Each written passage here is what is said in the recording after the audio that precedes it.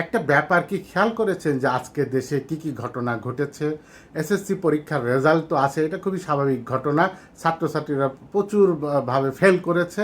ছাত্রছাত্রীরা কি লেখাপড়া করবে, নাকি রাজনীতি করবে, না শিক্ষকদের ধরে মপ করে পেটাবে? কোনটা করবে? রেজাল্ট তো এরকম হবেই, এটা খুবই স্বাভাবিক ঘটনা। কিন্তু অন্যদিকে যে ঘটনা ঘটেছে আজকে, তা হলো যে আজকে একই দিনে যে ভারতের হাই কমিশনার আছেন দীনেশ ত্রিবেদী, যে প্রধানমন্ত্রীর সঙ্গে দেখা করলেন, পররাষ্ট্রমন্ত্রীর সঙ্গে দেখা করলেন, আবার স্বরাষ্ট্রমন্ত্রীর সঙ্গেও দেখা করলেন।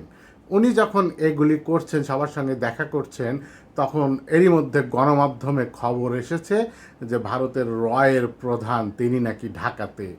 হঠাৎ এই সময় যে দীনেশ ত্রিবেদী তিনি দৌড়ঝাঁপ পাচ্ছেন, প্রধানমন্ত্রী, পররাষ্ট্রমন্ত্রী, স্বরাষ্ট্রমন্ত্রীর সঙ্গে দেখা সাক্ষাৎ করছেন, আবার রয়ের প্রধান ঢাকাতে। কেন? কারণ কি? বিষয়টা কি আপনার ভেতরে কোনো প্রশ্ন তৈরি করেছে? আমার ভেতরে প্রশ্ন তৈরি করেছে।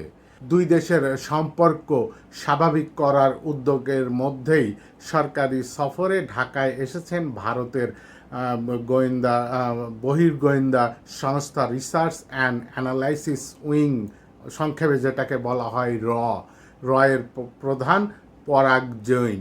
কূটনৈতিক সূত্রগুলি বরাত দিয়ে বিভিন্ন গণমাধ্যম সংবাদ প্রকাশ করেছে যে বাংলাদেশি সংশ্লিষ্ট কর্তৃপক্ষের আমন্ত্রণে 4 সদস্যের একটি উচ্চ পর্যায়ের প্রতিনিধি দলের নেতৃত্ব দিয়ে ঢাকায় এসেছেন এই যে রয়ের প্রধান।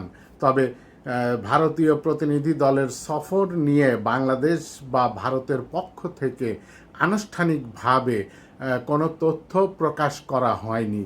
কিন্তু কেন? কূটনৈতিক সূত্র বরাত দিয়ে আরও জানা গেছে যে সফরকালে প্রতিনিধি দলের সদস্যরা ঢাকার একটি হোটেলে অবস্থান করবেন। পরাগ জৈন বর্তমানে ভারতের বা রয়ের সেক্রেটারি হিসেবেও দায়িত্ব পালন করছেন। পাশাপাশি তিনি special protection group SPG special সেক্রেটারির দায়িত্বেও রয়েছেন। কূটনৈতিক সূত্রের বরাত দিয়ে সংবাদ মাধ্যমগুলি আরও বলছে যে বাংলাদেশ ও ভারতের মধ্যে সম্পর্ক স্বাভাবিক করার প্রচেষ্টা অংশ হিসেবেই এই সফরকে গুরুত্ব দেওয়া হচ্ছে। ঢাকায় সংশ্লিষ্ট কর্তৃপক্ষের সঙ্গে প্রতিনিধি দলের বৈঠক ও আলোচনা দুই দেশের পারস্পরিক স্বার্থ সংশ্লিষ্ট বিভিন্ন বিষয় উঠে আসতে পারে। এখানে একটি গুরুত্বপূর্ণ বিষয় যে এই পরাগ জৈন তিনি ঢাকায় আসার আগে চীন সফর করেছেন বলেও জানা যাচ্ছে। এরই মধ্যে ঘটনাগুলি কি ঘটতে যাচ্ছে, আগামী দিনগুলি আমাদের জন্য খুবই গুরুত্বপূর্ণ সময়। দেখতে থাকি যে কি হয়, যে এই ভারতীয় গোয়েন্দা সংস্থা তারা কোনো প্রেস ব্রিফিং করে কিনা বা সরকারি তরফ থেকে কোনো কিছু জানায় কিনা। তাহলে হয়তো জিনিসটা একদম একটা পরিষ্কার ধারণা পাওয়া যাবে।